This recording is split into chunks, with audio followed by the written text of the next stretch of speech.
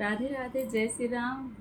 मैं अपने YouTube channel पूनम सहिता संगीत में आप सभी का स्वागत करती हूँ और आप सबके लिए ईश्वर से मंगल कामना करती हूँ। आज हम लोग बहुत सुंदर छोटा सा गाली गीत लेके आए हैं। बहुत सुंदर है, आप लोग सुनिए। आप लोग को कैसा लगा कमेंट बॉक्स में ज़रूर बताइएगा और वीडियो को ज़्यादा से ज़्यादा आप लोग शेयर करिए और हमारे चैनल को आप लोग सपोर्ट करिए अपने आशीर्वाद के रूप में। जो नए हैं हमारे चैनल को सब्सक्राइब करिए। तनी सुनीला समधी हमार गारी, तनी सुनीला समधी हमार गारी, तनी सुनीला समधी हमार गारी, तनी सुनीला।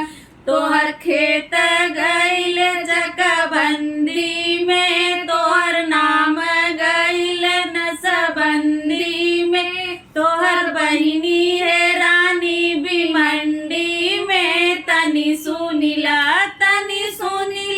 समधी हमार गारी, तनी सुनीला समधी हमार गारी, तनी सुनीला दुल्हा हमार गारी, तनी सुनीला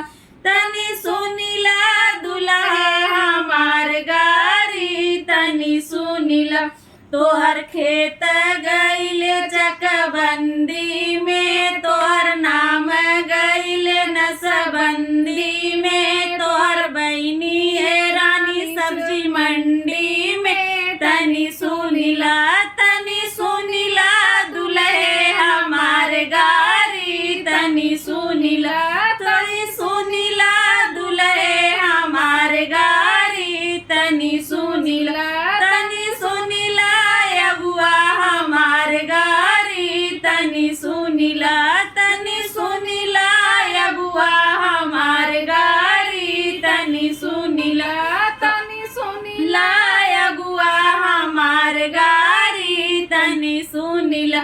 तोहर खेत गइल चकबंदी में, तोहर नाम गइल नसबंदी में, तोहर बहिनी है रानी कुंभ मेला में। तनी सुनीला अगुआ हमार गारी, तनी सुनीला अगुआ हमार गारी, तनी सुनीला कुल बरतिए हमार गारी, तनी सुनीला कुल बरतिए हमार गारी, तनी सुनीला।